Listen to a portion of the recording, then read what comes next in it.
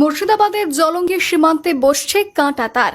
সূত্রের খবর, জলঙ্গির সীমান্তে 200 কিলোমিটার খোলা অংশে বসতে পারে কাঁটা তার। অনুপ্রবেশকারী বাংলাদেশি রুখতে কড়া পদক্ষেপ বিএসএফের। ভারত বাংলাদেশ সীমান্তের ভূখণ্ডে রয়েছে পদ্মা নদী। সুতরাং এই পদ্মা নদীর জল শুকিয়ে গেলে অনুপ্রবেশকারীদের দৌরাত্ম্য বাড়ে। মূলত সেই কারণেই কাঁটা তার বসানোর সিদ্ধান্ত নিল ভারত সরকার। যদিও কৃষকদের অভিযোগ, কৃষকদের জমির প্রায় কয়েক কিলোমিটার ওপরে বসছে এই কাঁটা তার।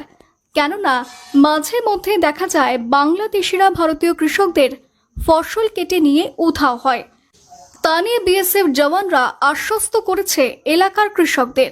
পাশাপাশি সীমানা মাপজোপের কাজ শুরু করল বিএসএফ এবং এলাকার পঞ্চায়েত প্রশাসন ও জলঙ্গি বিএলআরও। যদিও সাগরপাড়া সীমান্তে কাঁটা তার বসানোর প্রাথমিক কাজ শুরু হয়েছে।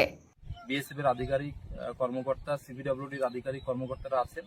এখানে মাপজোক চলছে এবং এই মাপজোকের পরে যে রাস্তাটা গ্রামের মানুষ, এলাকাবাসী এবং আমরা বলছিলাম যে গ্রাম পঞ্চায়েতের রাস্তা, সেটি গ্রাম পঞ্চায়েতের রাস্তা হিসেবেই চিহ্নিত হলো এবং সিদ্ধান্ত হলো সিপিডব্লিউডি যে জায়গা এখানে মার্কিং হলো, সেই সিপিডব্লিউডির জায়গা দিয়ে, সেন্ট্রাল গভর্নমেন্টের জায়গা দিয়ে আগামী দিনে ঢালাই রাস্তা এবং কাঁটাতার নির্মাণ হবে।